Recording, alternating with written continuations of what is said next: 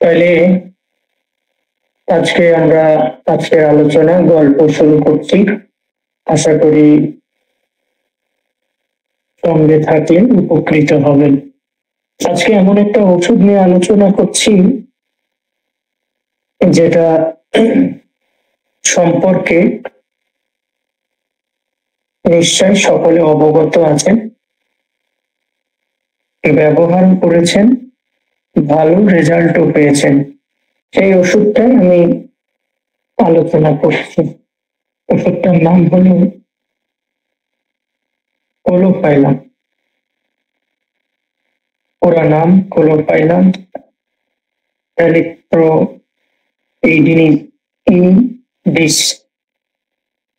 যেটাকে আমরা সংক্ষিপ্ত ভাবে পুরা নাম না বলে কোলোপাইলাম বলে থাকি।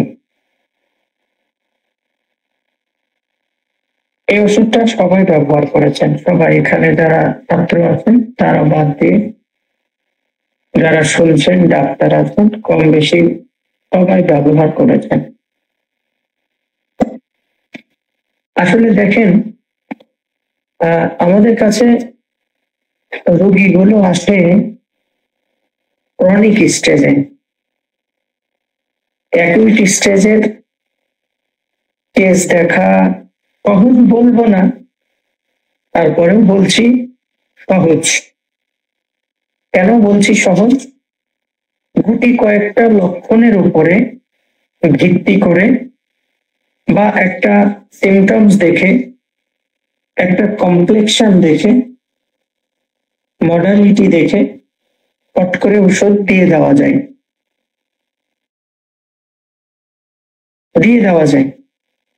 কিন্তু যখন আমরা ক্রনিক কেস দেখব, তখন একটা রোগীর ফুল স্টেপিং করতে হয়, যেটা টোটালিটি অফ সিমটমস বলেন, লক্ষণ সমষ্টি সংগ্রহ করতে হয়। এরপরে আপনি যে লক্ষণগুলো সংগ্রহ করলেন তার এগেনস্টে আপনাকে আপনার মেধা দিয়ে ওই লক্ষণগুলোকে বিশ্লেষণ করতে হয়। যেই বিশ্লেষণকে অ্যানালাইসিস অফ সিমটমস বলা হয়। যেমন উদাহরণ হিসাবে বলছি, অ্যানালাইসিসটা কেমন? কোনো একজন রোগী এসছে, সে বেটা যথেষ্ট খায়, খিদাও লাগে খুব বেশি, কিন্তু দিন যতই যাচ্ছে শুকিয়ে যাচ্ছে, দিন যতই যাচ্ছে সে আনহেলদি হয়ে যাচ্ছে। যারা ডায়াবেটিসের যে 2 টাইপস ডায়াবেটিস আছে, ডায়াবেটিস মেলিটাস সম্পর্কে অবগত, তারা নিশ্চয় বলবেন এটা ডায়াবেটিস মেলিটাসের একটা নিজস্ব লক্ষণ। নিশ্চয় এই কথা বলবেন। এগুলো হলো রোগের কমন লক্ষণ। রোগের কি লক্ষণ? কমন লক্ষণ। এটার উপরে প্রেসক্রিপশন করার কোনো দরকার নেই। ওই যে অ্যানালাইসিস অফ সিমটমসে আমরা এটা খুঁজে বের করব, বাদ দিতে হবে। এবং এই কেস টেকিং এর পরে 3 নাম্বার ধাপ যেটাকে আমাদেরকে করতে হয়, যে লক্ষণ নিলেন, সিমটমস অ্যানালাইসিস করলেন, এগুলোর উপরে ডাক্তার মানে আপনি আপনার নিজস্ব অভিজ্ঞতা, আপনার নিজস্ব বিচার বুদ্ধির ক্ষমতা, আপনার নিজস্ব ক্লিনিক্যাল পর্যবেক্ষণের দ্বারা, আপনার ওস্তাদের থেকে আপনি যে ক্লিনিক্যালি এক্সপেরিয়েন্স শিখেছেন তার দ্বারা আপনাকে কি ইভালুয়েশন করতে হবে এবং তারপরে সূক্ষ্ম মাত্রা যখন প্রয়োগ করবেন তখনই একটা রোগী পরিপূর্ণ সুস্থ হবে। তো এই পুরাতন রোগ নিয়ে কথা বলতে গেলে বহু কথা। নতুন রোগের জন্য ওই আনকমন সিমটমস, মডালিটি, একটা সেন্সেশন হলেই যথেষ্ট অ্যাকুইট কেস দেখা। তো কোলোপাইলামটাকে আমি একটু ওইভাবেই আলোচনা করার চেষ্টা করছি, আপনাদেরকে রিক্যাপিচুলেট করছি। হয়তো অনেকদিন পড়া হয়নি, আজকের এই আসরের দ্বারা আবারও একবার ধোলাই হয়ে যাচ্ছে।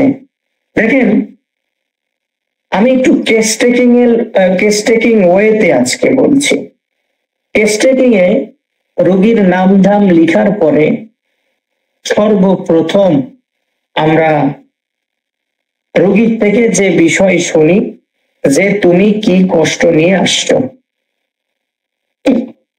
প্রেজেন্ট কমপ্লেন, আমার কথা যদি স্পষ্ট শোনা যায় একটু কমেন্টস করে আমাকে জানাইন। তুমি কি কষ্ট নিয়ে আসছো, এটা হলো আমাদের প্রশ্ন থাকে রোগীর জন্য। এই প্রশ্ন আমরা করি কেন?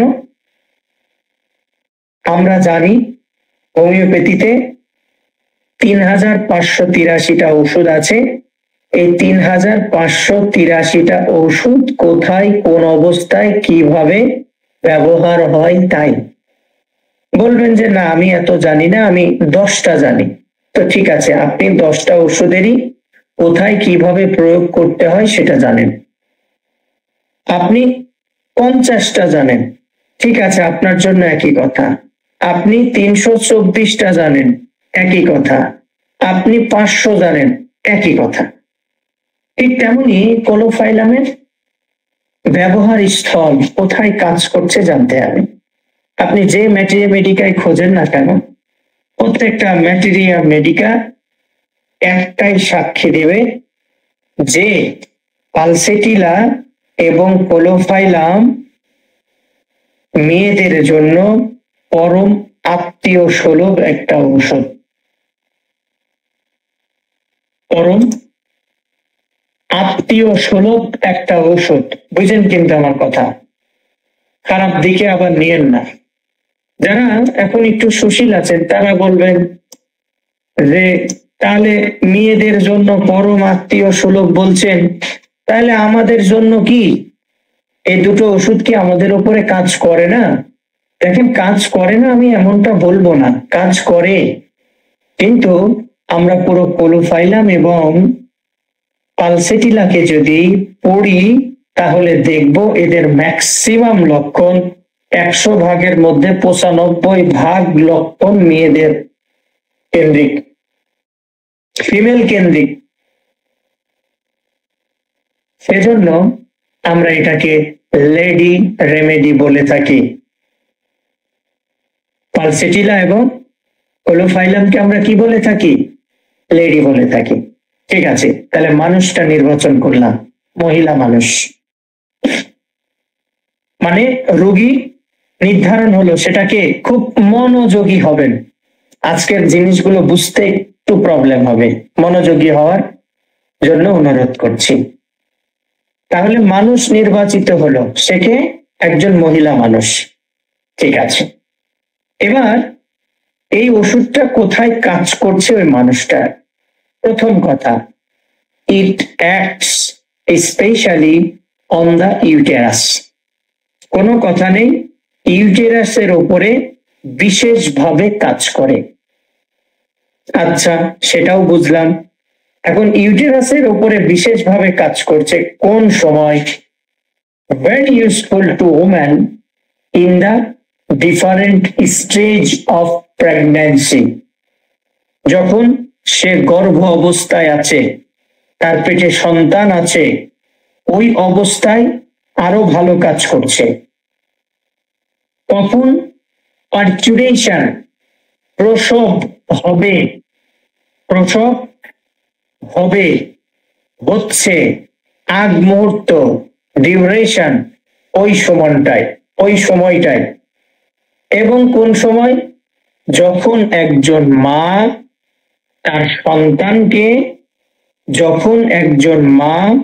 তার সন্তানকে স্তন দান করতেছে, ব্রেস্ট ফিডিং করতেছে, সে সময়টায় বা এই যে প্রেগনেন্সি থেকে নিয়ে ব্রেস্ট ফিডিং পর্যন্ত এর বিভিন্ন পর্যায়ে, বিভিন্ন ক্ষেত্রে, বিভিন্ন সিচুয়েশনে আমরা এই কোলোফাইলামকে অত্যন্ত সুনামের সঙ্গে ব্যবহার করে থাকি বা করতে পারি।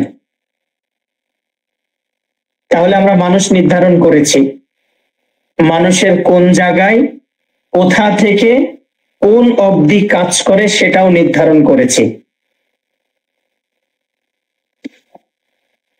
আচ্ছা, এরপরে আর কোথায় কাজ করে? প্রেগনেন্সি পিরিয়ড যেহেতু বললাম, সেক্ষেত্রে স্মরণ করায় দিতে চাই, হঠাৎ ফলস পেইন, হঠাৎ ইউটেরাসে খিঁচুনি হচ্ছে, হঠাৎ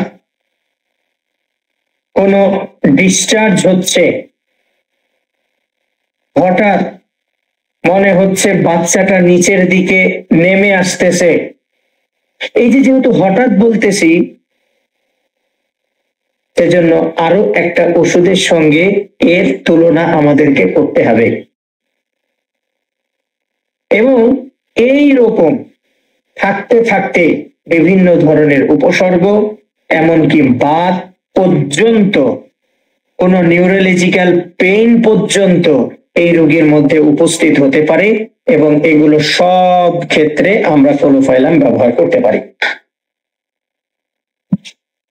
কোলোফাইলাম ব্যবহার করতে পারি।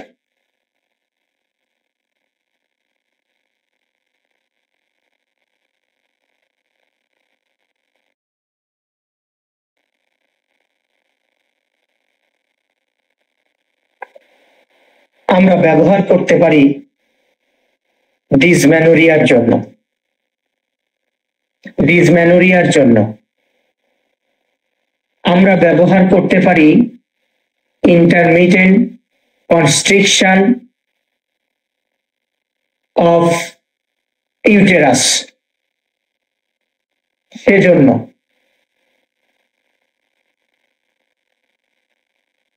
এগুলোর উপরে ভালো কাজ করে। যেহেতু আমি ডিসমেনোরিয়ার কথা বলে ফেলেছি, সে বিষয়ে দুটো লাইন স্পষ্ট করে দিচ্ছি। ডিসমেনোরিয়া মাসিকের প্রথম দ্বিতীয় দিনে, মাসিকের প্রথম এবং দ্বিতীয় দিনে স্প্যাজমেটিক পেইন থাকে,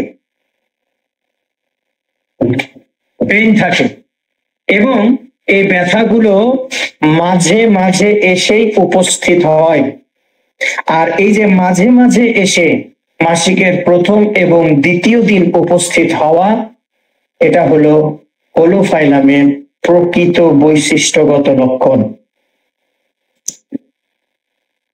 আপনারা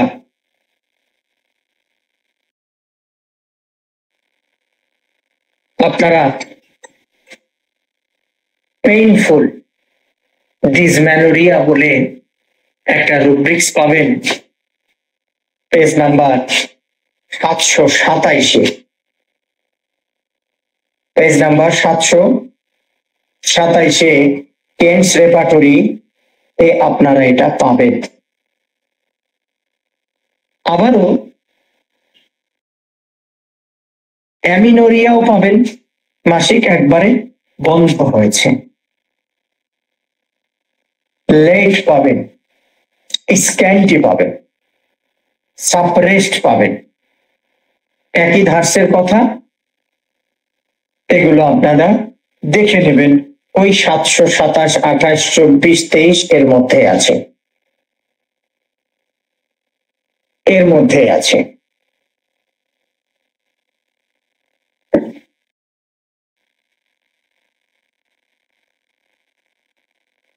আচ্ছা, এবার আসি যে এই কোলোফাইলাম এর রোগীরা আমাদেরকে কি কি ধরনের লক্ষণের কথা বলতে পারে, বা কোন কোন ধরনের লক্ষণ নিয়ে এই রোগীরা আমাদের কাছে আসতে পারে। যেহেতু বলেছি লেডি রেমেডি এবং একটা নির্দিষ্ট সময়ের কথা উল্লেখ করেছি, সেই দিক থেকে বলবো প্রসব বা মাসিকের আগে ব্যথা, যেটাকে ডিসমেনোরিয়া বলেন, এই দুটো ব্যথা এই রোগীর কনকমিটেন্ট থাকে না, ইন্টারমিটেন্ট থাকে না। আবার কোথাও কোথাও পেয়েছি থাকে, কিন্তু এই ব্যথা ইন্টারমিটেন্ট আসতেছে, চলতেছে, কিন্তু চলতে চলতে কখনো হারিয়ে যাবে, রোগী বুঝতে পারবে না। তাই ম্যাক্সিমাম বইতে লেখা আছে এই ব্যথাগুলো বেশিক্ষণ স্থায়ী হয় না, থেমে থেমে আসে। এবং প্রেগনেন্সি পিরিয়ডে এবং ডিসমেনোরিয়ার যে পেন, তার আরেকটা অনুভূতি হলো এই যে থেমে থেমে আসতেছে এবং এসেই লোয়ার অ্যাবডোমেনে একটা প্রেসার ক্রিয়েট করে, চাপ দেয়, এই বুঝি বাচ্চাটা বেরিয়ে গেল। বেরোবে না, কোলোফাইলাম আমাদের ওষুধ আছে। আচ্ছা, বাচ্চা হওয়ার সময় চলে আসছে, ডেট ওভার বা আগের বাচ্চাটা হয়েছে ওই ডেটে, মানে যেই ডেটটা দেওয়া ছিল, ব্যথা আসছে, লেগে আছে, ফলস পেন আসবে চলে যাবে, কিন্তু বাচ্চা হওয়ার ব্যথা একবার উঠলে না হওয়া অব্দি যাবে না, রোগী একদম কাহিল বানাই ফেলবে, তারপরেও যাবে না। তাহলে ওরকম ব্যথা শুরু হয়ে গেছে, মা তো বুঝতে পারতেছে যে আমার খবর আছে, আজকে বাচ্চা আজকে আমার হবে, কিন্তু যে ব্যথাতে এই বাচ্চাটা প্রসব হবে ওই ব্যথা আসতেছে না। বহু রোগীকে এই কোলোফাইলাম দিয়েছি, বহু রোগীকে দিয়েছি, ব্যথাকে তীব্র থেকে তীব্রতর করে ফেলে এবং খুব সহজেই ইউটেরাসের মুখটা খুলে যায় যদি শক্ত হয়ে থাকে এবং বাচ্চা প্রসব হয়ে যায়। বলতে পারেন হোমিওপ্যাথিতে বাচ্চা হওয়ানোর যতগুলো ঔষধ আছে সিমটমস মিলিয়ে, তার মধ্যে ক্লিনিক্যাল এক্সপেরিয়েন্স অনুযায়ী 100 ডাক্তারের মধ্যে 90 জন একমত হবে কোলোফাইলাম একমাত্র ঔষধ।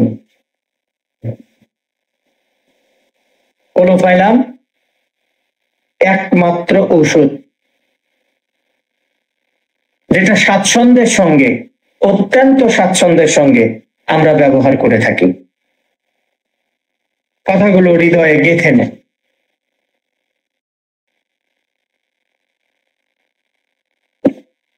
আচ্ছা, এরপরে প্রেগনেন্সি পিরিয়ডে ডাক্তার বলেছে প্রেগনেন্সি পিরিয়ডে মাঝে মাঝেই দেখছে সাদা লাল মিশ্রিত এক ধরনের স্রাব ডিসচার্জ হচ্ছে, যেটাকে আমরা পিওর পেরিয়াম বলি, পিওর পেরিয়াম বলে থাকি আর কি। তো এটা বাচ্চা হওয়ার স্রাব নয়, এটা বাচ্চা হওয়ার স্রাব নয়, কিন্তু বাচ্চা নষ্ট করার স্রাব এটা বের হচ্ছে। আলট্রা করে দেখলেন, ডাক্তার বলছে জরায়ুটা কিছুটা অ্যাবনর্মাল দেখতে পাচ্ছি, সেই কারণে হচ্ছে। মায়ের মধ্যে ভয় ঢুকে গেল শোনার পর থেকে। তাহলে ইউটেরাস দুর্বলতার কারণে যদি গর্ভপাতের সম্ভাবনা দেখা দেয়, আল্লাহর হস্তে কোলোফাইলাম 200 প্রেসক্রিপশন করবেন, কোনো কথা নেই। আল্লাহর হস্তে কি ব্যবহার করবেন? কোলোফাইলাম ব্যবহার করবেন।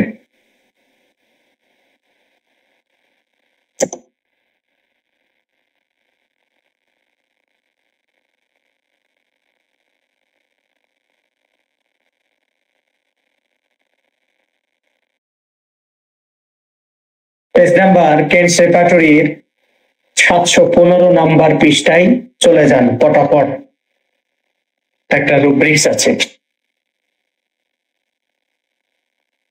Abortion, inertia of uterus, page number 715। ওষুধ কি আছে দেখে আসেন। সরি, আমি এখানে যেহেতু রেপার্টরি ওপেন করে রেখেছি, আমি আপনাদেরকে কেন দেখাবো না। কমপ্লিটটা বন্ধ করছি, পেনটা খুলছি, স্ক্রিনের দিকে লক্ষ্য করিয়েন।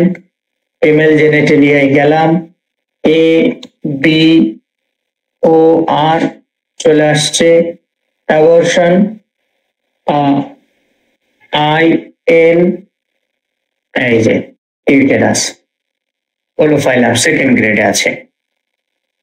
বাকি আরো ওষুধ আছে 12টা, স্যাবাইনা, সিকেলিকর, পালসেটিলা, হেলিনিয়াস, অস্ট্রোলিগো ইত্যাদি। আমরা সেম রুব্রিক্সটা যদি কমপ্লিট রেপার্টরি থেকে একটু যাচাই করি কোলোফাইলামের অবস্থা, তাহলে অ্যাবর্শন INT অফ ইউটেরাস, দেখেন এখানে কমপ্লিট রেপার্টরি অনুযায়ী গ্রেড হলো 4টা। একটা হলো সুপার গ্রেড, একটা হলো ফার্স্ট গ্রেড, একটা হলো সেকেন্ড গ্রেড, একটা হলো থার্ড গ্রেড, একটা হলো ফোর্থ গ্রেড। কমপ্লিট রেপার্টরি অনুযায়ী মোটা বোল্ড আকারে বড় হাতের অক্ষরে যে মেডিসিন গুলা দেওয়া আছে এবং প্রথম অক্ষর ক্যাপিটাল, পরের গুলো ছোট, লাল আকারে বোল্ড আকারে যে ওষুধগুলো দেওয়া আছে, এগুলো very very important remedy for this symptoms. সেখান থেকে দেখেন 3টা ওষুধকে খুব দাম দেওয়া আছে, কার্বোভেজ, কোলোফাইলাম এবং হেলিনস। এই 3টা ওষুধকে খুব বেশি কি দেওয়া আছে, দাম দেওয়া আছে। দেখতে পাচ্ছেন তো?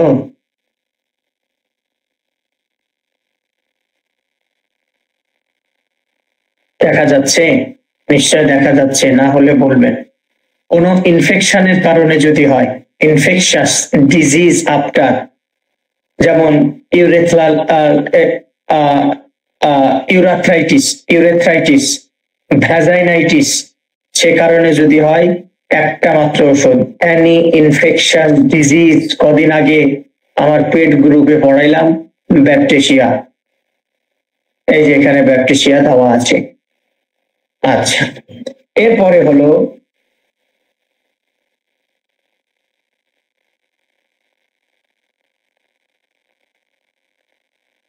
কোন একজন মহিলা মানুষ আপনার কাছে এসছে, তার চেহারার দিকে তাকাইলেন, হাতের দিকে তাকাইলেন,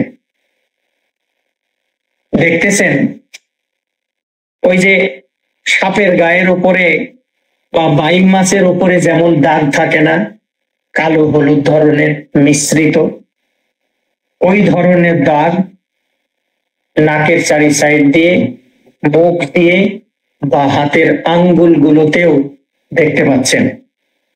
দাগ, কালো দাগ বা হলুদ দাগ বিশেষভাবে বলা আছে, বিশেষ করে হাতে এবং মুখে। আপনি ওকে ডাইরেক্ট জিজ্ঞাসা না করলেও ইনডাইরেক্টলি বলবেন তোমার জেনেটেলিয়া কেন্দ্রিক কোনো দুর্বলতা আছে, ও বলবে যে এ তো আমার অনেক দিনের সঙ্গী, আমার অনেক আগে থেকে আমার ইউটেরাসটা ডিসপ্লেস হয়ে আছে, প্রথম বাচ্চা প্রসবের পর থেকে আমি এখনো সিঁড়ি দিয়ে জোরে হাঁটতে পারি না, চলতে পারি না, পড়ে যা নিচে বসতে পারি না, মনে হয় বেরিয়ে যাবে, ইত্যাদি ইত্যাদি। আচ্ছা, এরপরে যে কমপ্লেন নিয়ে আসতে পারে বিশেষ করে মহিলারাই, সেটা হলো মাসিকের সময়, মাসিকের পরে বা মাসিক ছাড়া অহেতুক স্মল জয়েন্ট গুলোতে ব্যথা নিয়ে আসতে পারে। এই ব্যথা থেকে, বাতের ব্যথা থেকে এদের মধ্যে হিস্টেরিয়া দেখতে পারেন, উইকনেস, এক্সট্রিম উইকনেস পেতে পারেন। বাচ্চা হওয়ার পরে যদি ফুল না পড়ে, ব্যথা হয়, অপেক্ষা করার পরেও হচ্ছে না, সেক্ষেত্রে আমরা সিকেলিকর এবং কোলোফাইলামের মধ্যে যার লক্ষণ পাই ভাবতে পারি। সাদা স্রাবের কারণে, যদি সাদা স্রাব শরীরে কোথাও লাগে, জলে, এবং সাদা স্রাবের কারণে যদি শরীর খুব দুর্বল হয়ে যায়, সাদা স্রাবের কারণেই যদি ডিসমেনোরিয়ার দেখা দেয়, তাহলেও আমরা কোলোফাইলামকে চিন্তা করতে পারি। এই কমপ্লেন গুলো নিয়ে রোগী আমাদের কাছে আসতে পারে। এখন কথা হলো, এদের মেন্টাল সিমটমস গুলো আমরা কালেক্ট কি করব? প্রেজেন্ট কমপ্লেনের পরে অনেকে মেন্টাল সিমটমস পরে কালেক্ট করে, অনেকে আগে কালেক্ট করে।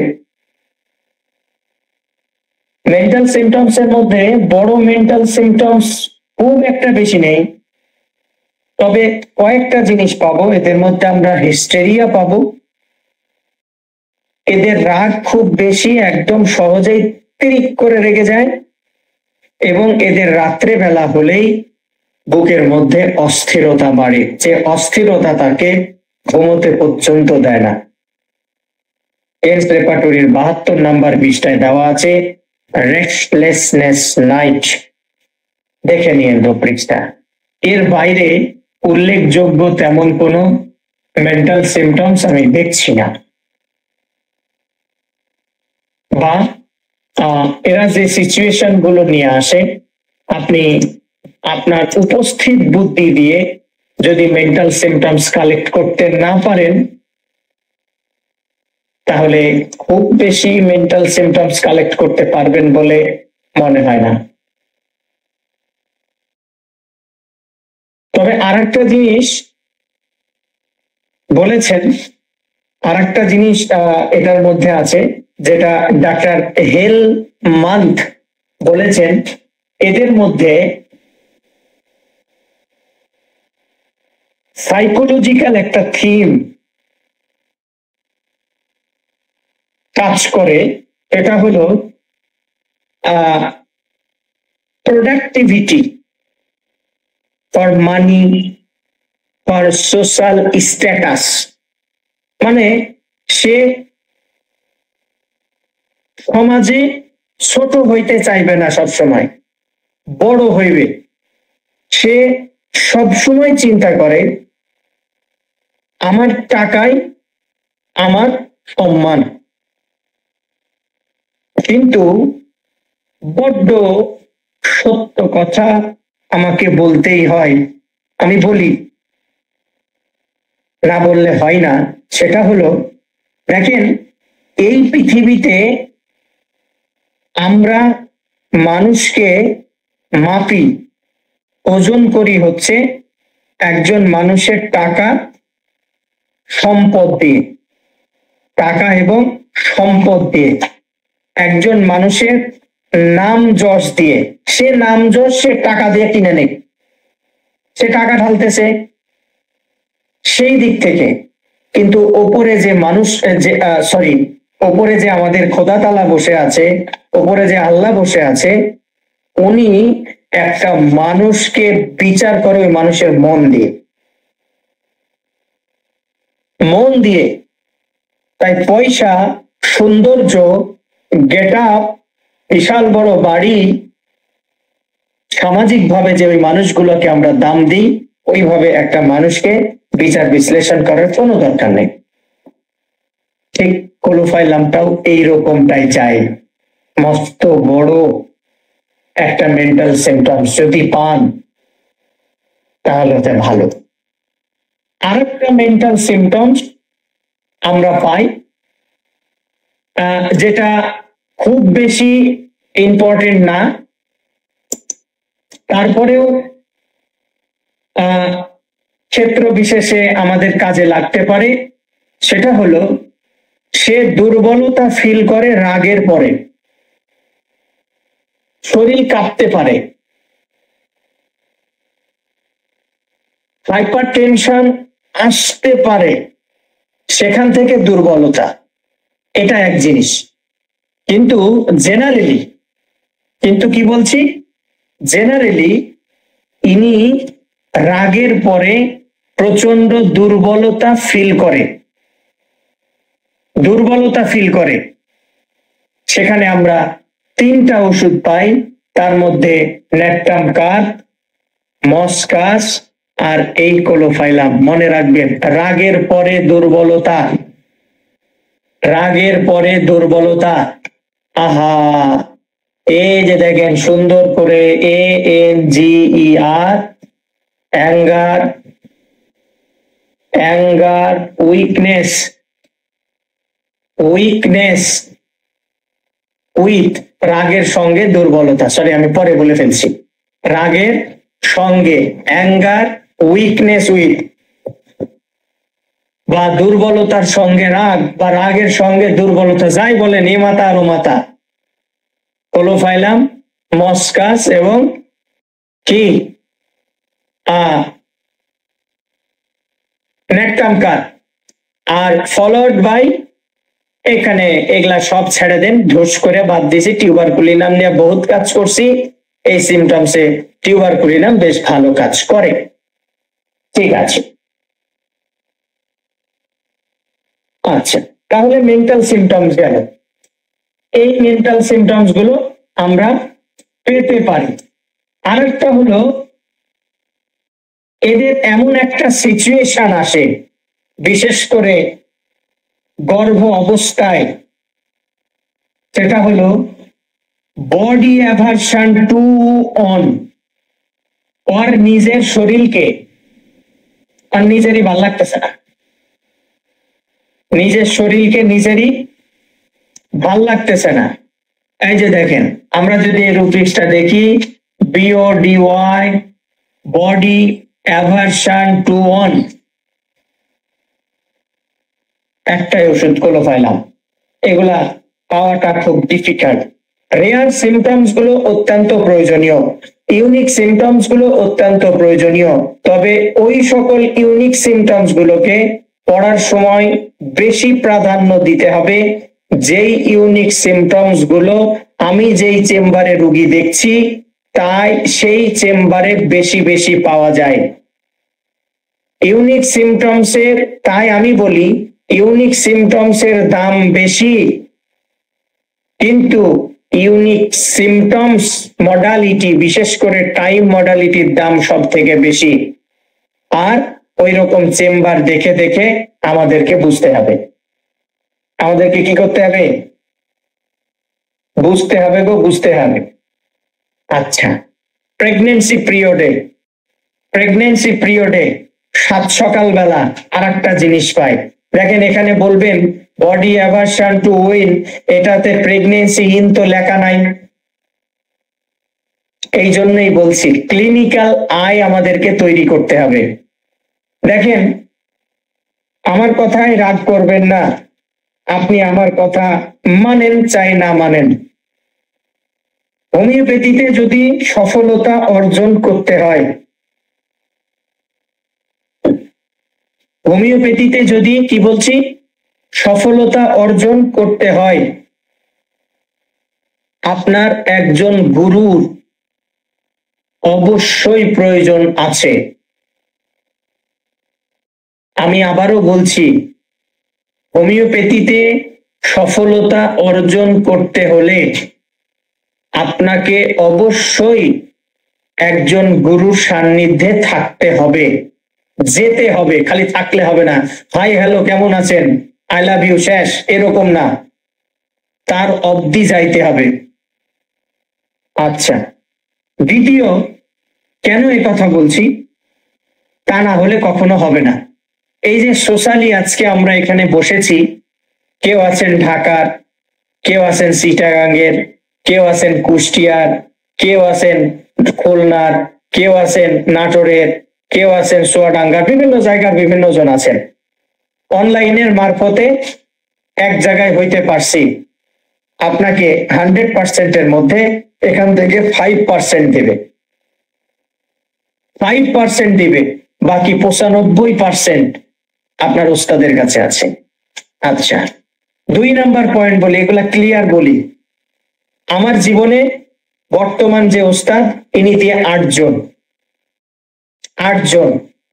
বাকি 6 জন এই পৃথিবী থেকে বিদায় নিছে অলরেডি। বর্তমান যিনি বেঁচে আছেন এবং বর্তমানের আগের জন যিনি উনিও জীবিত আছেন এবং আল্লাহ তাদেরকে ভালো রেখেছে।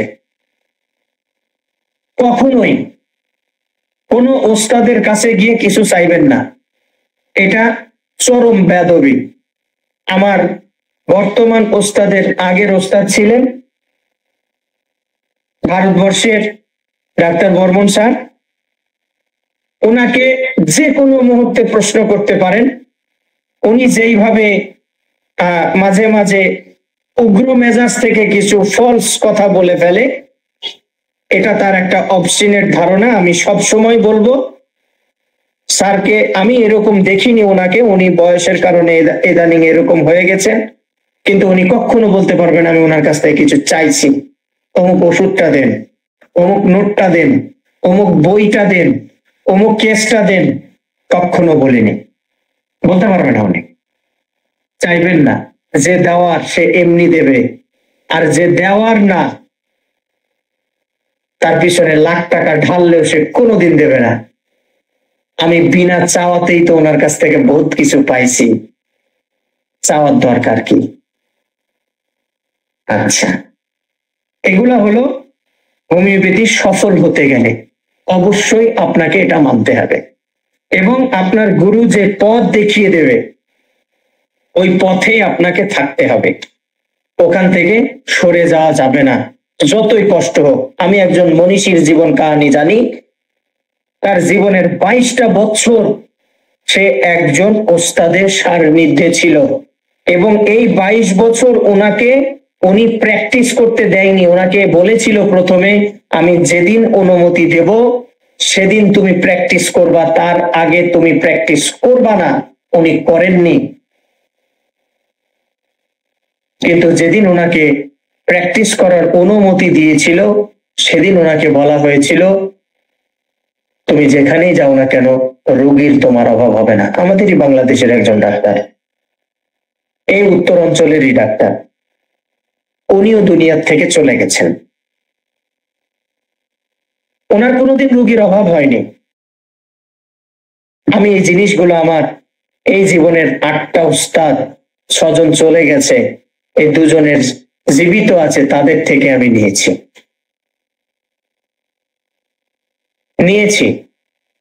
কিন্তু বড্ড সত্য কথা, এখনকার হোমিওপ্যাথি ছাত্র ছাত্রীগুলো বড্ড চিজ, এরা ওস্তাদ মেনে চলতে চায় না। রাগ করবেন না, সত্য কথা বলছি, সফলতা আসবে না। আপনি যেটা দেখছেন এই সোশ্যাল মিডিয়া, এটা সফলতা না। সোশ্যাল মিডিয়া এটা শেয়ার বাজারের মতো ওঠানামা করে। এটা আপনি আজকে একটা পোস্ট করিয়েন না, কালকে থেকে 10 জন মানুষ আপনাকে খুঁজবে না। আচ্ছা, আর একটা জিনিস বলে নিই, এটা আমার বড় বোনের হাজবেন্ড, যিনি বাংলাদেশের একজন সুনামধন্য কোম্পানির পরিচালক এবং চেয়ারম্যান। আমি দীর্ঘদিন সেখানে কাজ করেছি, আমার ভালো লাগেনি ওইটা, হোমিওপ্যাথিটা আমার খুব ভালো লাগে, সেজন্য ওখান থেকে আজও আমার পোস্ট আছে, আজও সে চেয়ারটা ফাঁকা, কিন্তু যায় না, শুধু রমজান মাসে যায়। উনি একটা কথা বলেছিলেন, এই পৃথিবীতে যদি তুমি বড় হতে চাও তাহলে অর্ডার মেনে চলো, তোমাকে অর্ডার করবে এইরকম একজন মানুষকে তুমি বেছে নাও যে তোমাকে অর্ডার করবে শুধু, কিন্তু কখনোই তুমি নিজে অর্ডার করবা এই স্বপ্নটা মনে দেখবা না, তুমি সফল হবা। আমি ভাইয়ার এই কথাটাকে, আমার বোন জামাইয়ের এই কথাটাকে আমার প্রায়ত 6 জন ওস্তাদ এবং বর্তমান গুলোর সঙ্গে মিলাই। তারা যে বলেছিল, আজ যে আমি আপনাদেরকে বলছি যে গুরু ছাড়া সম্ভব না, তার এই কথার সঙ্গে মিলে যায়। আমার এই হোমিওপ্যাথিতে আসার গুরু হলো আমার বড় বোনের হাজবেন্ড, যিনি আমাকে বলেছিল তুমি যদি সফল না হও এই হোমিওপ্যাথি করে, তোমার পুরা জীবনের দায়িত্ব আমার, যেমনটা চাও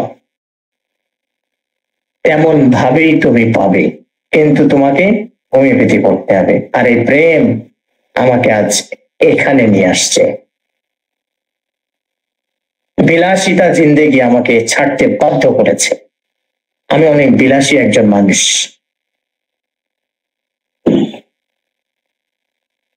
একটু অন্যদিকে চলে গেছিলাম, তবে অবশ্যই আমার এই কথাগুলোকে একটু ভেবে দেখবেন, আপনাদের কাজে আসবে। আমারও যেমন উস্তাদ আছে, আমি আশা করি আপনাদেরও তেমন উস্তাদ আছে, এবং তাদের কাছে ঘন ঘন আসা যাওয়ার চেষ্টা করবেন। আচ্ছা, শেষে আরো অনেক কথা আছে, মাঝে মাঝে বলছি।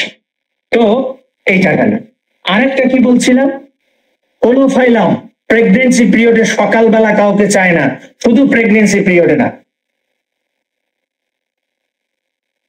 সকালটাই ওদের কাছে মন্দ, তাই মানুষজন পছন্দ করে না। কোম্পানি অ্যাভারশন টু মর্নিং, দুটো মাত্র ওষুধ, একটা অ্যালুমিনা, একটা আলুমিনা, আলুমিনা আলু আমি চাই না, সে অ্যালুমিনা, আর আরেকটা হলো কোলোফাইলাম, দুটো ওষুধ। এর দাম বেশি। ওই যে বললাম টাইম মডালিটি, নির্দিষ্ট একটা সময় বলে দিচ্ছে, কখন? মর্নিং। উচিত ছিল সকালবেলা ফ্রেশ মনে ওঠা, কিন্তু সকালবেলায় হটো হটো ভালো লাগছে না। Company aversion to morning. প্রত্যেকটা ম্যাটেরিয়া মেডিকার কথাকে রেপার্টরিক্যাল ওয়েতে পড়বেন এইভাবে। কোনো বেটা আপনাকে বিপদে ফেলতে পারবে না। যেমনটা all man on medicine that is Carbo veg এক মগা বলেছিল, দিয়ে বাংলার মানুষের মধ্যে বিভ্রান্তি এবং পথভ্রষ্ট করেছে ডাক্তারগুলোকে। আজ সে ডাক্তার বুঝতে পেরেছে, সঠিক পথে আসার জন্য খুঁজতেছে। ওই রকম এইভাবে যদি পড়েন, আপনাকে কেউ বিপথে নিয়ে যেতে পারবে না। দেখেন, আমার কোনো প্রয়োজন নাই আপনাদেরকে এই কথা বলা, বলতেছি একটাই কারণে, আজ আমাদের মান কম। আজ আপনি একটা পাবলিক ট্রান্সপোর্টে যান, আপনি হোমিওপ্যাথির নাম বলেন, মানুষ আশেপাশে এমন নাক ছিটকানা শুরু করবে, আপনি সরু বুড়ো হয়ে বসবেন, পুটা আমার গায়ে পড়লো না তো। বলেন অবাস্তব কথা? বাস্তব কথা বলতেছি, বাস্তব কথা বলতেছি। গতকালকে একজন ডাক্তার আসছে নাটোরে, নামই বলে দিই, নাটোরের আবু সাইদ সাহেব, আপনাকেই বলছি আমি। আমার চেম্বারে বসে আছে। সেই সময় একজন সরকারি ঊর্ধ্বতন কর্মকর্তাও বসেছিল। তো ওনাকে বলছে, আপনি কি করেন? এই তো একটা প্রাইভেট কাজ করি। ও ঠিক আছে, তো আপনি একটু বাইরে বসেন, আমি ডাক্তার সাহেবের সঙ্গে কথা বলবো। উনি এভাবে বলে উনি বাইরে গিয়ে বসলেন। উনি চলে গেলেন, এরপরে উনি আবার আসলেন। আপনি প্রাইভেট কি কাজ করেন গো? আপনি না হোমিওপ্যাথি ডাক্তার? না, কেমন লাগে না বলেন বলতে? আরে বাপরে বাপ, চিন্তা করেছেন এটার ফিলোসফি কত দূর আমি টেনে নিয়ে গেছি? এত বড় একজন ভালো ডাক্তার, ওনার দিনে প্রতিদিন 60 থেকে 70 জন রোগী হয়। আমি জানি, আমার কাছে বলেছে, আমি দেখেছি। সে প্রকাশ করতে পারছে না। কোনোদিন যদি ওই কর্মকর্তা ওনার কাছে চলে যায়, সেদিন কি করবে? লজ্জায় বলতে পারে না হোমিওপ্যাথি ডাক্তার। কেন? আমাদের নিজেদের কারণে।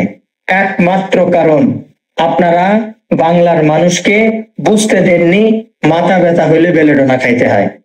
আপনারা বুঝতে দেননি মাথা ব্যথা হইলে গ্লোনাইন খাইতে দিতে হয়। আপনারা বুঝতে দেননি হঠাৎ করে যাই খুশি তাই আসুক, তুমি প্যারাসিটামলের মতো অ্যাকোনাইট কিনা খাও। আপনারা এটা বুঝতে দেননি, এটাই হলো সমস্যা। এই জন্য আপনাদের ডিমান্ড কম, মান কম, এই জন্য আপনারা লজ্জা পান। অবাস্তব বলতেছি কথা?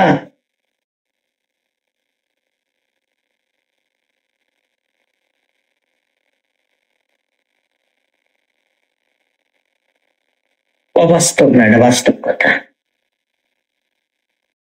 তাহলে কোম্পানি অ্যাভারশন টু কখন? মর্নিং। কটা ওষুধ? দুটো ওষুধ, অ্যালুমিনা, কোলোফাইলাম। ঠিক আছে, এবার আসি কোলোফাইলামের অ্যাকশন, যেখানে প্রেগনেন্সি পিরিয়ডের গল্প নিয়ে আমরা আসি। আমি শুরুতেই বলেছিলাম পালসেটিলা এবং কোলোফাইলাম হলো কি পরমাত্মীয়, একে অন্যজনের সঙ্গে চলে, আবার ঝগড়াও করে, বিভেদ আছে। আপনার ওয়াইফের থক করে আপনার রুগীর প্রসবের ব্যথা উঠেছে, হালকা ব্যথা, অনেকে বাসাতেই চেষ্টা করেন, অনেক অভিজ্ঞ সিস্টার আছেন, নার্স আছেন, তারা অনেক সময় বাসায় এসে হেল্প করেন।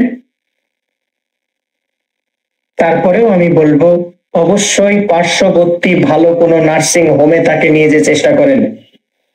আপনি নর্মালি ডেলিভারি করেন, কিন্তু সচেতনতার জন্য নার্সিং হোমে চলে যান। এটা ইটস মাই ওপিনিয়ন, আপনাদেরটা ভিন্ন হইতে পারে। তো যাওয়ার পরে পিভি করে দেখছে জরার মুখটা ঠিকঠাক এখনো খোলেনি, এক আঙ্গুল। 2 ঘন্টা 4 ঘন্টা পেরিয়ে গেছে, ব্যথা ওই রকমই আছে। আবার চেক করে দেখছে কি না, একই রকম আছে, মানে শক্ত হয়ে আছে। কি হয়ে আছে?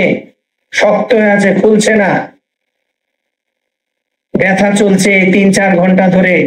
যার নর্মাল ডেলিভারি হয়েছে, যার সহজে হয়ে গেছে, সে গুড লাক।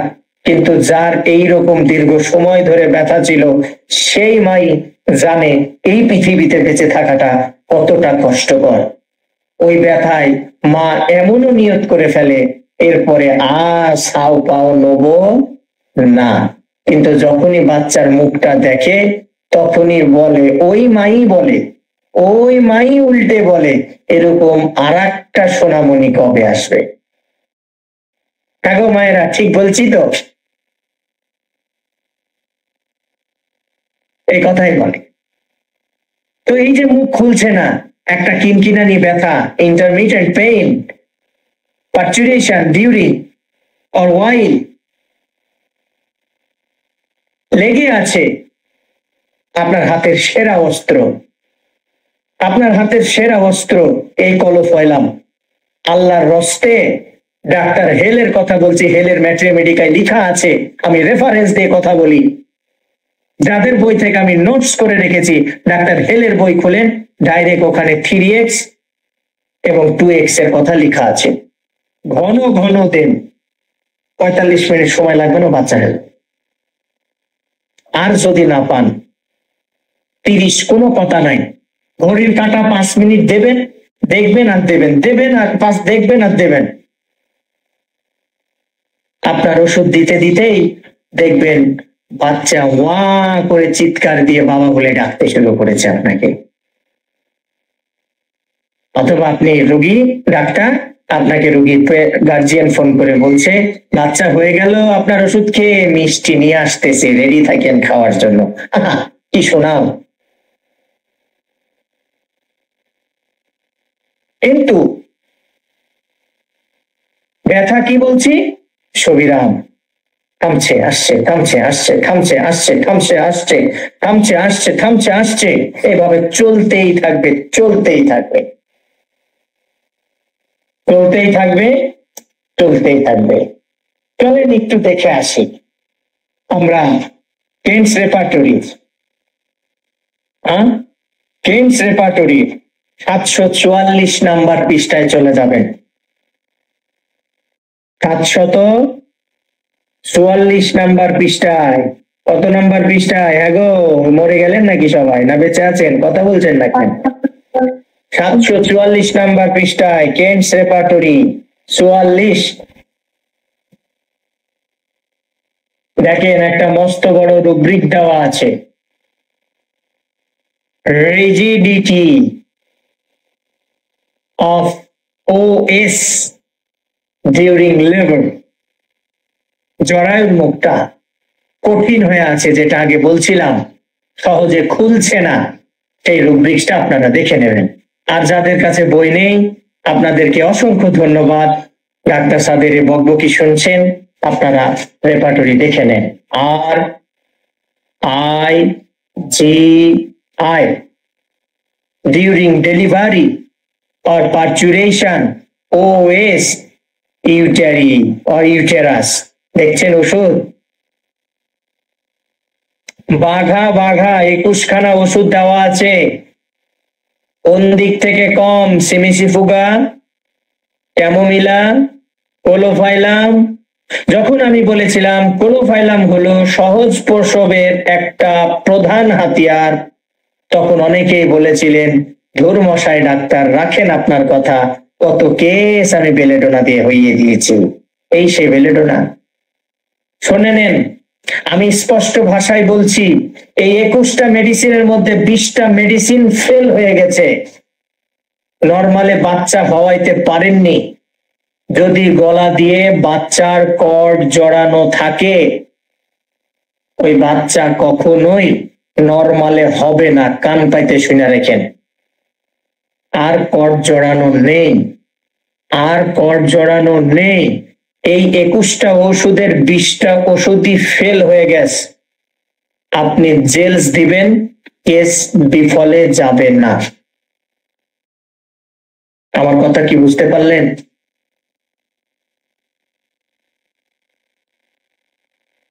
আজকেও সকালে কুমিল্লার একজন ডাক্তারের সঙ্গে কথা হচ্ছিল, ডাক্তার রেদওয়ান বিল্লাহ, তার সঙ্গে আমি কথা বলছিলাম। সে হোমিওপ্যাথির পাশাপাশি বাইরের কোন সুইজারল্যান্ডের কোন একটা কোম্পানি ট্রেনিং করতেছে সেল ডেভেলপের জন্য মানব শরীরে, এবং সেটা প্যারালাইসিস এবং ক্যান্সারের জন্য বেশ ভালো কাজ করবে। ওনার একটা কথার পরিপ্রেক্ষিতে আমি জেন কাঞ্জিলারে একটা কথা বলছিলাম, যেটা তার হেরিটেজে আমি পেয়েছি। উনি বলেছিলেন আমার হোমিওপ্যাথিতে ডাক্তার নাই, ওষুধ আছে।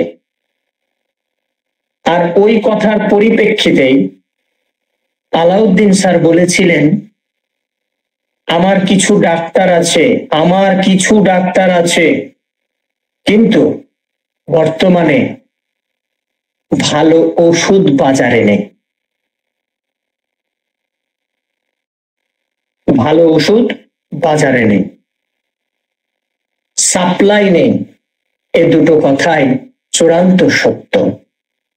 আপনাকে বুঝতে হবে কোন ওষুধ ফেল হলে কোন ওষুধ দিতে হয়, কোন অ্যান্টিবায়োটিক ফেল হলে কোনটা দিতে হয়, কত গ্রাম ফেল হলে কত গ্রাম দিতে হয়। ওনারাও যেমন জানে, আমাদেরকে ওরকম জানতে হবে। আচ্ছা, soft of uterus with pain in first stage aggravation by constructive Nux ভূমিকা সিঙ্গেল মেডিসিন, ঠিক হয়ে আছে, যায় না, ইত্যাদি ইত্যাদি। এখানে কয়েকটা রুব্রিক্স আছে, আপনাদের রেপার্টরি থেকে দেখে নেবেন। আচ্ছা, তারপরে হলো কি থেমে থেমে আস্তে আস্তে পেন ভেরি উইক,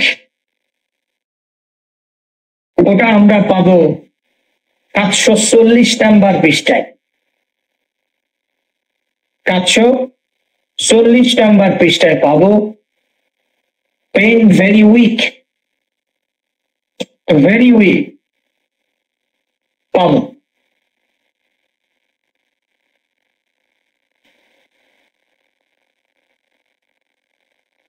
আচ্ছা, আরেকটা জিনিস দেখতে পারেন, প্যারোক্সিমাল, পেজ নাম্বার 743-এ, 43-এ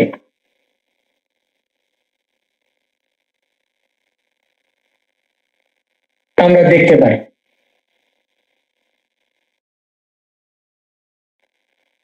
আরেকটা জিনিস আছে এই রিলেটেড রুব্রিক 716-তে, কনস্ট্রিকশন ওএস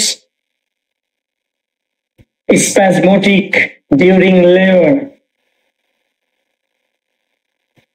আর 715-তে আরেকটা আছে atony, atony of uterus atony of uterus, মানে এক্সেসিভ ব্লিডিং হচ্ছে, কিন্তু কি এটা ফুলছে না,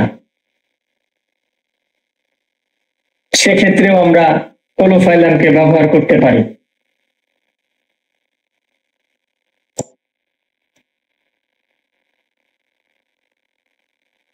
এক্ষেত্রেও আমরা ব্যবহার করতে পারি। আচ্ছা, তাহলে এখানকার কাছাকাছি রুব্রিক্স গুলো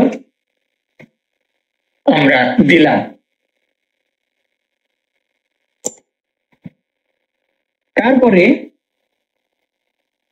আমরা একটু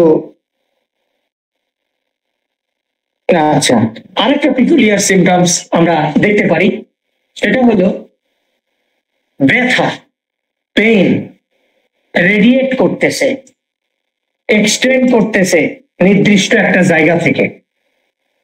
ধরেন যে বাচ্চা হওয়ারই ব্যথা উঠছে, এই ব্যথাটা ওই এরিয়াতেই থাক না, সেখান থেকে হাতের মধ্যে, পায়ের মধ্যে বা লোয়ার এক্সট্রিমিটিজে যাক, সেটাও আমরা মেনে নিচ্ছি, কিন্তু আপার এক্সট্রিমিটি সহ হোল বডিতে ছড়িয়ে যাচ্ছে। লিখে নেন, একটাই ওষুধ, এই কোলোফাইলাম। আমি আবারও বলছি, লিখে নেন, একটাই ওষুধ, নর্মাল ডেলিভারি সহজ হয়ে যাবে, ওষুধ একটাই, কোলোফাইলাম।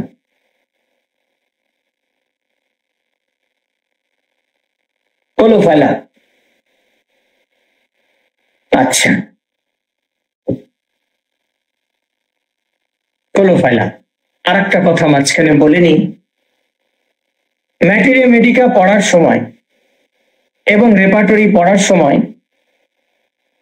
সব সময় ডিফর্মিটিস গুলো বোঝার চেষ্টা করবেন।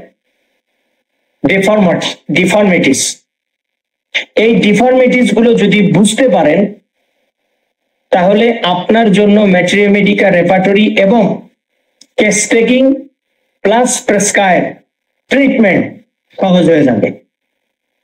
আর ডিফর্মিটিস গুলো যদি বুঝতে না পারেন, তাহলেই সমস্যা। তাহলে কি সমস্যা? কথাটা মাথায় রেখেন। এখন কথা হলো, এই যে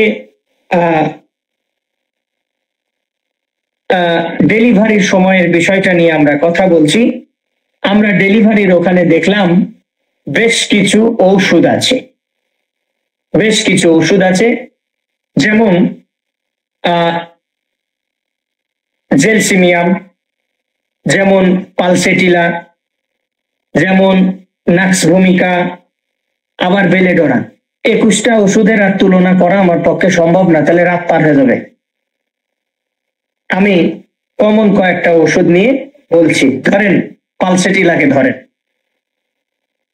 ব্যথা এসে নাই হয়ে যাচ্ছে, ওই যে মাসিকের অনিয়ম মনে আছে তো, পালসেটিলার ইরেগুলার মিনিস্ট্রেশন, এ মাসে হচ্ছে তো পরের মাসে হচ্ছে না, তো আজকে এক দাগ তো পরশু আর এক দাগ, এগুলা সব ইরেগুলারিটি।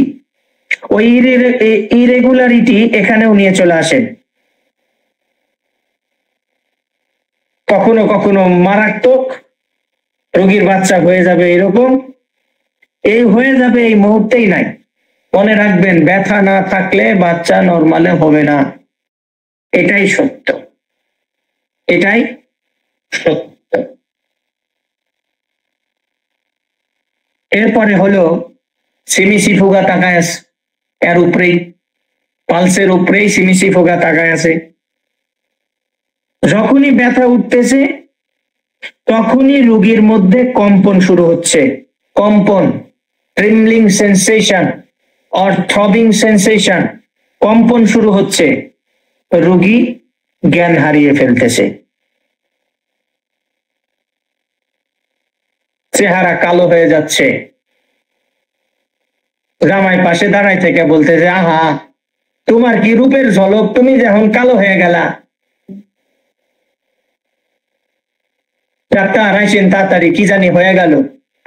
কিছু হওয়ার দরকার নাই, একজন হোমিওপ্যাথি ডাক্তারের কাছে যাও, যে প্র্যাকটিস করে ক্লাসিক্যাল ওয়েতে, তাকে গিয়ে বলো আমার আমার পেশেন্টটা বর্তমানে নার্সিং হোমে, তার যখনই ব্যথা উঠছে সে এমন কাঁপা কাঁপছে, আমি চেপে ধরে আছি 2-3 জন মিলে, তারপরেও কাঁপা থামতেছে না, সে অজ্ঞান হয়ে যাচ্ছে। যখনই অজ্ঞান হয়ে যাচ্ছে ব্যথাটা চলে যাচ্ছে। ব্যথাটা কি হয়ে যাচ্ছে? চলে যাচ্ছে। ডাক্তারবাবু সেমি সিফোগা और 1 টিআরএস মশা বোতলে ভরে দিয়ে দিবে, খাওয়াও দাওয়াও কাম হয়ে যাবে। খাওয়া দাওয়া কি হয়ে যাবে? কাম হয়ে যাবে। তাহলে পালসেটিলা এবং সেমি সিফোগাকে বললাম। নাক্সটাকে বলি, পাশে আছে এখানে, এর মধ্যেও ইরেগুলার পেন পাবো। এই ইরেগুলার পেনের কারণে তার বাচ্চা প্রসব হচ্ছে না। এই ইরেগুলার পেনের কারণে তার বাচ্চা হচ্ছে না, পজিশনটাই হলো ইরেগুলার পেন।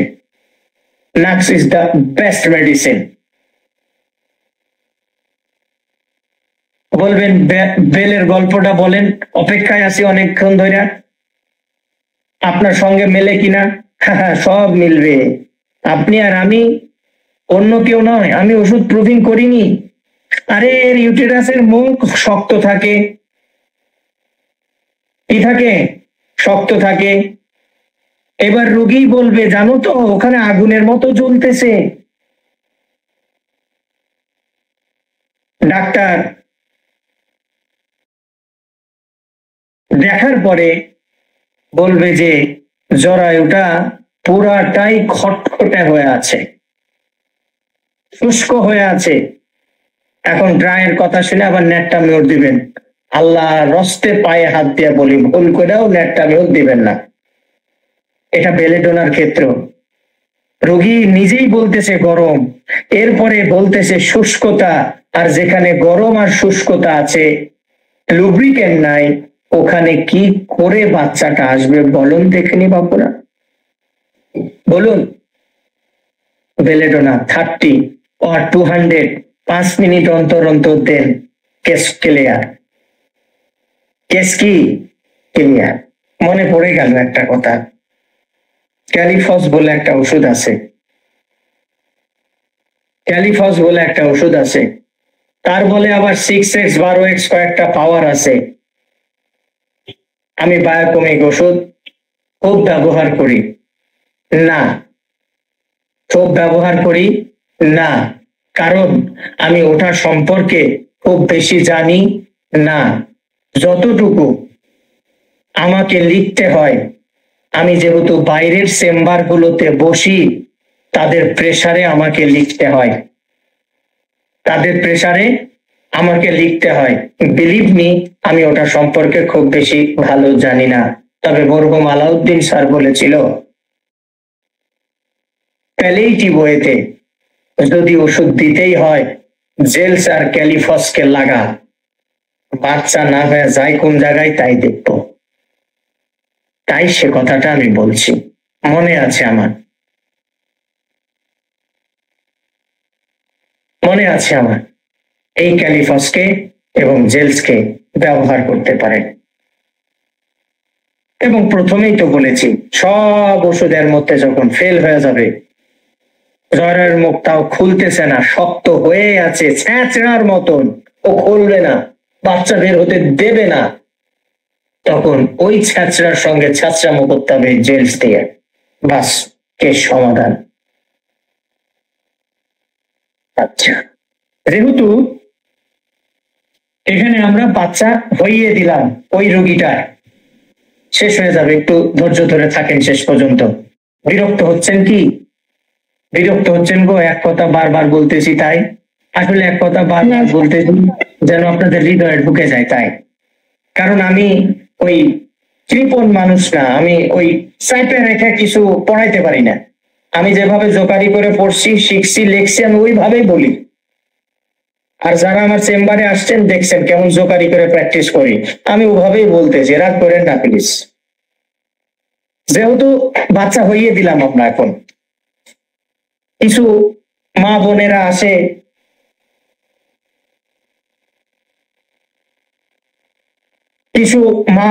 আসে, যে এই কনসেপ্ট করলে বাচ্চা নষ্ট হয়ে যায়, এখন কমপ্লেন নিয়ে আসে না?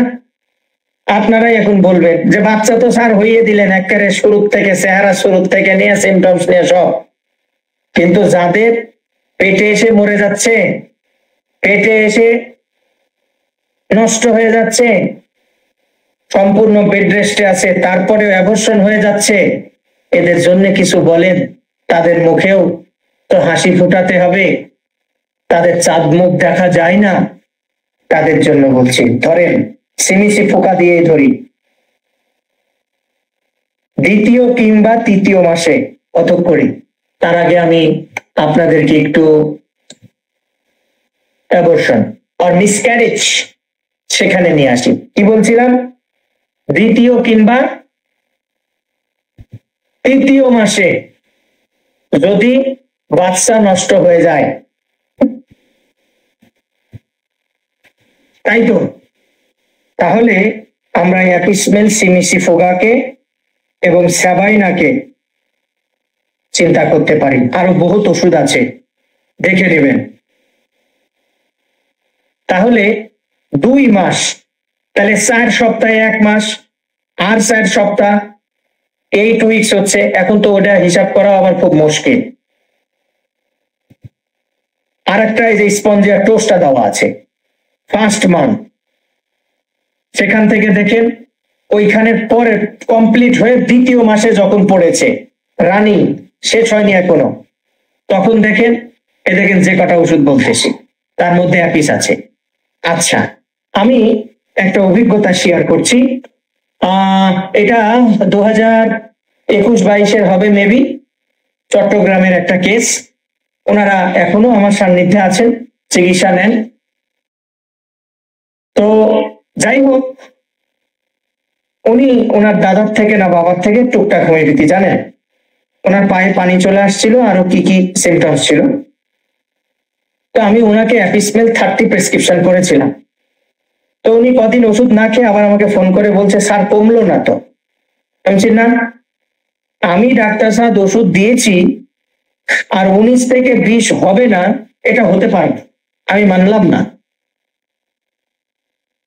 তখন পাশ থেকে ওর ভাই বলতেছে, আপু সত্য কথা বললেই তো হয়।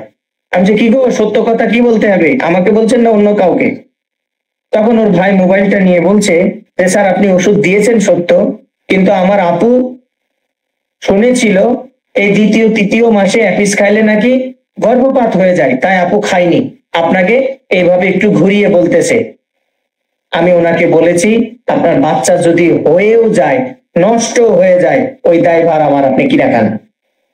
খাইছে, পায়ের পানি ফোলা চলে গেছে, প্রস্রাব বন্ধ ছিল, হচ্ছিল না, সেও চলে গেছে, স্রাব ডিসচার্জ হচ্ছিল, সেটাও বন্ধ হয়ে গেছে। তাই দ্বিতীয় তৃতীয় মাসেই অ্যাবর্শন হয়ে যাবে অ্যাপিস দিলে, এই কথাটাকে তখন থেকে একটু কম গুরুত্ব দিই। যদিও মডালিটিতে আছে, তবে সচেতন থাকা চাই। আচ্ছা, এরপরে অনেক মেয়েদের মধ্যেই দেখি হিমোগ্লোবিনের অভাবে এবং অত্যন্ত বিষণ্ণতার কারণে, এখনকার তো মনে করেন বাংলার শাশুড়িরা তো মারাত্মক শাশুড়ি, স্টার বাংলার শাশুড়ির মতন আর কি, এরকম যারা আছেন এরকম শাশুড়ি হবেন না, দুর্নাম হয়ে যাবে একবারে হোমিওপ্যাথি, ভালো শাশুড়ি হইতে হবে। এইরকম স্টার বাংলার শাশুড়ির মতন সংসারে গিয়ে কষ্ট পেয়ে তার মধ্যে প্রচন্ড স্যাডনেস অবস্থান করতেছে, বিষণ্ণতা মারাত্মক এক্সট্রিম পর্যায়ে, এবং এই রক্তহীনতার কারণে যদি বিষণ্ণতা আসে, মানে বিষণ্ণতার পেছনের কারণ হলো জল্লাদ শাশুড়ি, আবার কারণ হলো রক্তহীনতা, অ্যানিমিয়া। অ্যানিমিয়ার কারণেও কিন্তু মনটা সবসময় খারাপ থাকে, কোনো ফুরফুরে মেজাজ আসে না।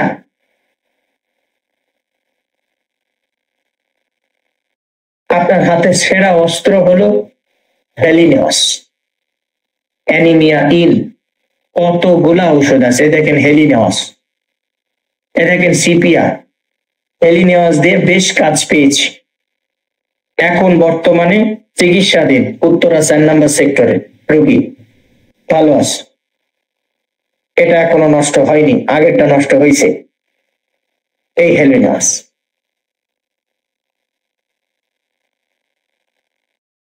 আচ্ছা, এখন কথা হলো পঞ্চম ষষ্ঠ সপ্তাহে যদি হয় সিপিআর সিকেলিকর, আঘাতের পরে যদি হয়, ঝাঁকির পরে যদি হয় ভ্যালিসপাইনেসিস, আর্নিকা আর ফেরামফস। আর কি ফেরামফস।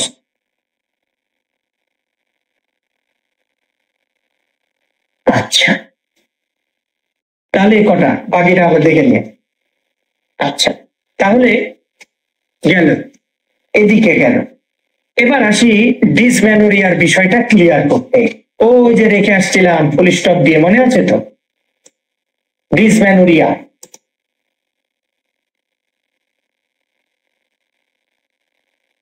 কি বলেছিলাম? প্রথম 2 দিন কেমন ব্যথা? স্প্যাজমোটিক পেইন। ব্যথার প্রকৃতি কি? ছবিরাম, থেমে থেমে থেমে থেমে থেমে থেমে আসছে যাচ্ছে, এরকম চলতে আছে। এই ডিসম্যানোরিয়াতে এই পেইন, এই ইন্টারমিটেন্ট পেইন, এই ছবিরাম ব্যথা যেটাকে ইন্টারমিটেন্ট চলতে আছে এরকম ব্যথায় কখনোই এই কোলোফাইলামকে ভুল করা উচিত নয়। ভুল করা উচিত নয়। একটা টিপস লিখে রাখেন, মেন্সের আগে কলেরা দেখা দেয়, মেন্সের আগে কলেরা দেখা দেয়, ওই রোগী অ্যামোনোকার প্রেসক্রিপশন করবেন, আর কিচ্ছু লাগবে না, আমার এই মুখের কথাই যথেষ্ট। মেন্সের আগে যদি কলেরা দেখা দেয়, এখন বলবেন তো হয় না, তো অত ইনজেকশন মেরে দিছি, টিকা মেরে দিছি, যারা দেয়নি তাদের মধ্যে যদি হয় অ্যামোনোকার বা প্রেসক্রিপশন করবেন, কোনো দরকার নেই। মাসিকের অনিয়মের কারণে মুখে যদি জরুল বলে, আমাদের রাজশাহীর এদিকে জরুল, জরুল না জরুল জানি বলে, ওই যে আপনার হচ্ছে একটু কেমন জানি গো মুখে হয় না, আপনাদের এলাকায় কার এলাকায় কি বলে, আমাদের এদিকে জরুন বলে, এরকম যদি হয় তাহলে আমরা কোলোফাইলামকে চিন্তা করতে পারি, কোলোফাইলামকে চিন্তা করতে পারি। ডাক্তার লর্ডলাম একজন হোমিওপ্যাথি ডাক্তার, উনি বলছেন বাতের জন্য কোলোফাইলাম আমরা ব্যবহার করি, কিন্তু এটা অনলি লেডিদের জয়েন্ট পেনের জন্য আমরা ব্যবহার করতে পারি। ফার্স্ট সিমটমস, চলাচল যখন করে তখন জয়েন্টের মধ্যে মটমট শব্দ হয়, মটমট শব্দ হয়, ছোট ছোট স্মল জয়েন্ট গুলো থেকে ফিঙ্গারের টিপস পর্যন্ত ব্যথাগুলো চলে আসে, মুভ করে। ল্যাককেন, পালসেটিলার মতো ওই শ্রেণীর ওষুধগুলোর মতো ব্যথা ঘুরে বেড়ায়, বিশেষ করে লেডিদের জন্য। কাজ করতে করতে হঠাৎ দেখে ঘাটটা শক্ত হয়ে গেছে, স্টিফনেস, সে যে আর নড়াবে চড়াবে নিচের দিকে ঝালাবে বুদ্ধি নেই। বিশেষ করে মনে রাখবেন, প্রেগনেন্সি করি মেনিস্ট্রেশন চলার সময় বাত ব্যথাটা যদি জাগে আসে, এই ব্যথাটা আসবে আপনার কবজিতে, কবজিতে, এবং এই কবজি থেকে আপনার এলবো কোণের দিকে না গিয়ে আপনার কার্পাল, মেটাকার্পাল, টার্সাল দিয়ে আঙ্গুলের আগা অবধি চলে আসবে। একমাত্র ওষুধ হলো কোলোফাইলাম। একমাত্র ওষুধ কি? কোলোফাইলাম। গতদিনও তো বলছিলাম কোন একটা টিপসে কোলোফাইলাম কোথায় কাজ করে। এখন যারা ডিফারেন্সিয়েশন ভালো জানেন, এই যে কথা বলছি তো, মাসিকের সময় মাসিক ছাড়া যদি হয় তাহলে যেই জায়গাতে আমরা আঁকড়ে ধরি ওখানকার জন্য কোলোফাইলাম ইজ বেস্ট মেডিসিন। কিন্তু মাসিকের সময় হলে আর একটা ওষুধ আমাদেরকে এখানে জুড়ে দিতে হবে, তার নাম হলো সাবিনা। সাবিনা, সাবিনা মানে স্যাবাইনা গো, আমি দুষ্টামি করে বলতেছি তাই, সাবাইনা। তাহলে এই দুটার মধ্যে পার্থক্য কি? কোলোফাইলাম কবজির থেকে উপরের দিকে উঠলো, সোজা বাংলা কথা লেখেন, কোলোফাইলাম কবজির থেকে আঙ্গুলের আগার দিকে উঠে।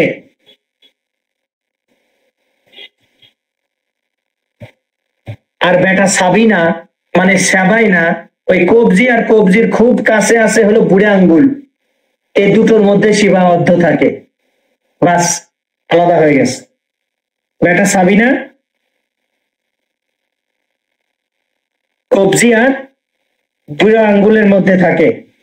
আমি সিমিসু ফুগার কথা অনেকবার বললাম। আপনার শরীরের যত বড় বড় মাংসপিণ্ড আছে, এই মাংসপিণ্ড মাংসের বাত, যেটাকে পেশিবাত বলা হয়, এই পেশিবাতের জন্য আমি নিশ্চয় বলছি, নড়াচড়া করলে কষ্ট হলে ব্রায়ানিয়া, চুপ করে থাকলে রাষ্ট্রক, আর এই দু বেটা যখন ফেল তখনই ওই ক্ষেত্র হলো সিমিসু ফুগার। আর যদি মায়াজমেটিক বড় ধরনের কোনো ব্যাকগ্রাউন্ড দেখতে পান, হয় মেডো না হলে সিফিলিনাম, কাজ আপনাকে করে আবারও পূর্বের ওষুধে ফিরে আসতে হবে, কাজ হইতে বাধ্য। কদিন আগেও আমার এক আত্মীয়র ব্যথায়, আমি এই বাত ব্যথায়, আপনার ব্যথাটা ছিল হচ্ছে আঙ্গুলে আর বোথ শোল্ডারে। সে যখন চুপ করে থাকে তখন কোনো ব্যথা বুদ্ধি থাকে না, সে যখনই লড়াচড়া করে তখনই ব্যথা বুদ্ধি বাড়ে। আমি ব্রায়ানিয়া দিছিলাম, খেয়ে দিয়ে বেশ ভালো। একটা পর্যায়ে দেখলাম ব্রায়ানিয়া বেটা আর কাজ করছেই না, তখন আমার একটিয়ার এসিমোসার কথা, স্পাইকেটার কথা মনে পড়লো। বাস ব্রায়ানিয়া 200 পর্যন্ত গেছিলাম, তারপরে আর লড়াইতে পারিনি, মনও টানেনি। পরে একটা স্পাইকেটা 1M দুটো ডোজ দিয়েছি, এখনো বেটার মহিলা সব, ওই আমার আত্মীয় মহিলা সব কাজ করে, বায়াতে বাড়ি রাজশাহী, জায়গার নাম বায়াতে না, সব কাজ করতে পারে। অথচ 1 টাকা দামের সেই লাল বড়ি এলোপতি দোকান থেকে তাকে কিনে খেতে হতো। আমার আগেও বায়ার মোড়ে এক হোমিওপ্যাথি ডাক্তারকে দেখিয়েছিল, সে সাদা সাদা ডেক্সামেথাসোন ট্যাবলেট দিত। আল্লাহ তোদের উপরে সরাসরি গজব নাজিল করুক। যেমন ফেরোয়ানকে ধ্বংস করেছে, ওরকম তোদেরকে অব্দি ধ্বংস করে দেখ যারা ডেক্সামেথাসোন ট্যাবলেট ব্যবহার করে। মেমো খারাপ বলা, রাগ করে না গো, খুব কষ্ট পায় তাই বলি। আচ্ছা, অনেক সময় ইউটেরাসের ডিসলোকেশনের কারণে আমাদের কাছে রোগী আসে। দেখেন বহুত ওষুধ আছে, আমরা রেপার্টরিতে গেলে অনেক ওষুধ পাবো। আমার হাতের দুটো ওষুধ খুব ভাল লাগে ব্যবহার করতে, মজা করে ব্যবহার করি। একটা হলো লিলিয়াম টিগলিয়াম আর একটা হলো সিপিআর, চরম বন্ধু এই ইউটেরাসের ডিসলোকেশনের জন্য। বাচ্চা হওয়ার পরে হাইপেরিকা মার্নিকা মারাত্মক কাজ করবে। আর যদি ফেল হয়, সিপিআর তো আপনার হাতে আছে, আর কি লাগে?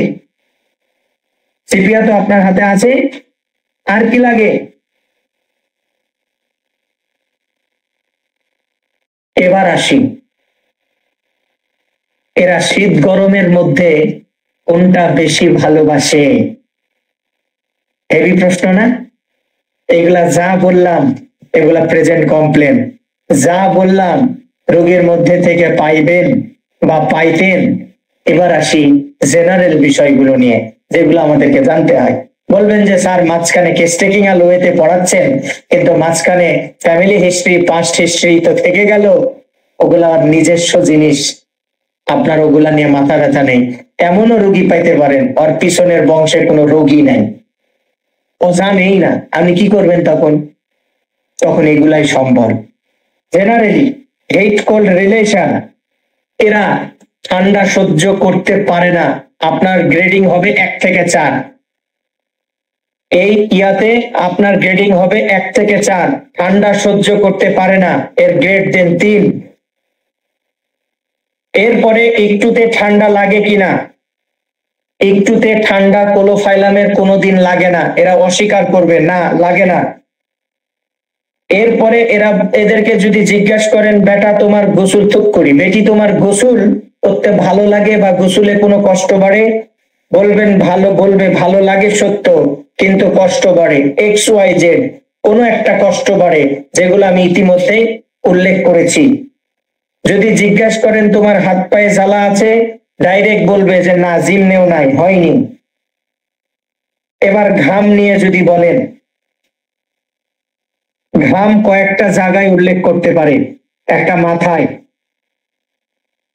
এবং এই ঘাম থেকে মাথা ব্যথা হতে পারে, মাথা ব্যথার সঙ্গে ঘাম হতে পারে, হেডেক, পার্সপিরেশন উইথ বা পার্সপিরেশন ডিউরিং, দুটো রুব্রিক্সই আছে, দুভাবে আছে, দেখে নিতে পারেন। এরপরে যদি বলেন তোমার মুখে লালা কেমন, আপনারা ঠাস করে তখন রেপার্টরির মাউথের মধ্যে যাবেন, স্যালাইভেশন, ফোর্থ ইয়ার ফোমি, আঠা আঠা ফমের মতন পাবেন। জিজ্ঞেস করবেন তোমার ক্ষুধা কেমন, কোলোফাইলাম বলবে মারাত্মক ক্ষুধা, মানে মারাত্মক, এক্সেসিভ, তারপরেও গ্রেড 2 দিতে হবে, এখানে গ্রেড 2 স্টার দিবেন দুটো। যখন রোগী স্পষ্ট করে বলবে সকাল 10টা অথবা 11টা, দুটো মডালিটি যখন উল্লেখ করবে, তখন তার গ্রেড দিবেন হলো 3। আমি সেজন্য আপনাদেরকে রেপার্টরিতে দেখাচ্ছি। আমি অ্যাপেটাইটে গেলাম, আমি রেভেনাস এক্সেসিভ, এই যে অ্যাপেটাইট, রেভেনাস, ক্যানাইন অর এক্সেসিভ, কোন সময়? 11টায়।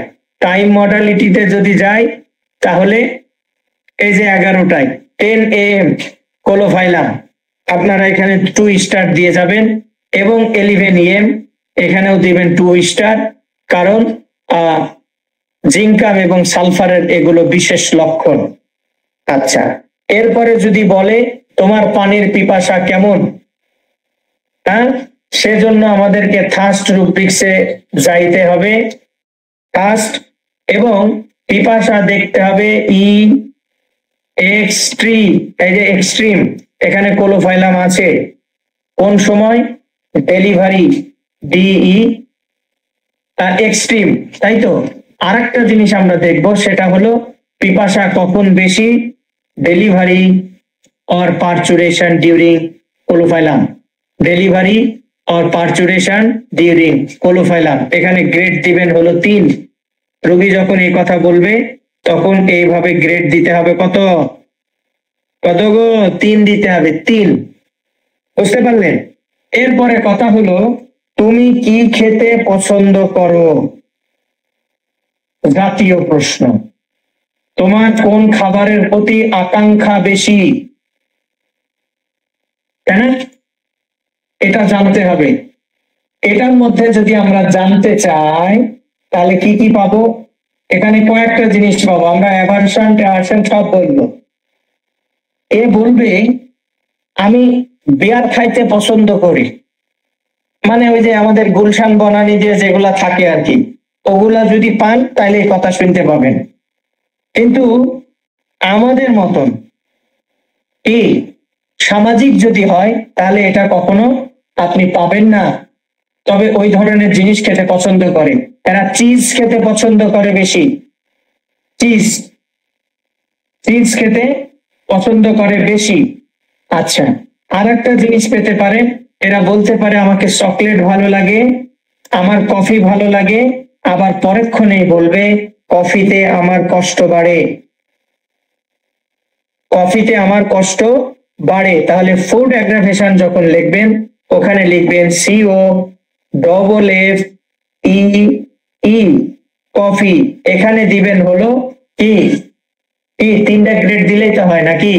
আমরা একটু জেনারেটিসে চলে যাব এবং আমরা ফুড রুব্রিক্সটা নেব এবং সেখান থেকে সিও ডবল এফ নেব এবং সেখান থেকে কি দেখব অ্যাগ্রাভেশন। এবং আমরা যদি কোলোফাইলামকে খুঁজি এখানে, এই দেখেন কোলোফাইলাম গ্রেড 3 দেবো, 3টা স্টার দেবো, 3টা স্টার দেবো, ঠিক আছে। এরপরে হচ্ছে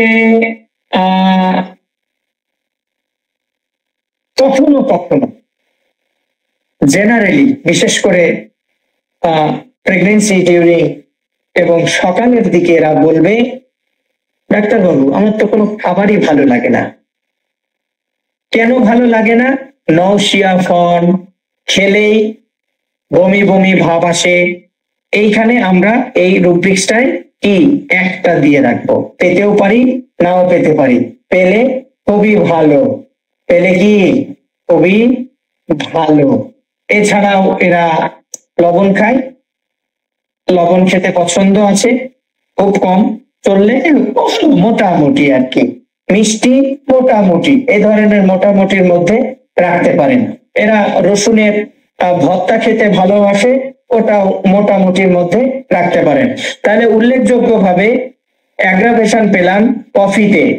আর একটা অ্যাগ্রাভেশন জেনারেলি লিখে দেন, খোলা বাতাস সহ্য করতে পারে না, ওখানে লিখে দেন। আর অ্যাভারশনের মধ্যে পেলাম কি সকালে খাবার দাবার ভালো লাগছে না জেনারেলি, কেন?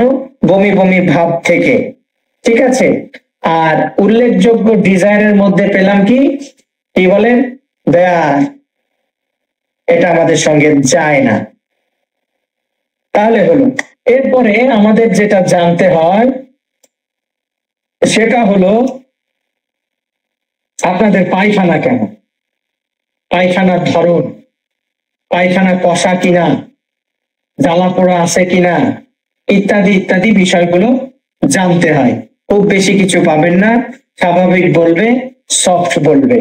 খুব বেশি কিছু পাবেন না, দুর্গন্ধর কথাও পাবেন না, সফট বলবে, কি স্বাভাবিক মোটামুটি সফট এরকম বলে ছেড়ে দেবে। এরপরে প্রস্রাবের কথা বলতে পারেন। প্রেগনেন্সি পিরিয়ডে প্রস্রাবের সঙ্গে অ্যালবুমেন পাবেন, অ্যালবুমেনাস লিখতে পারেন,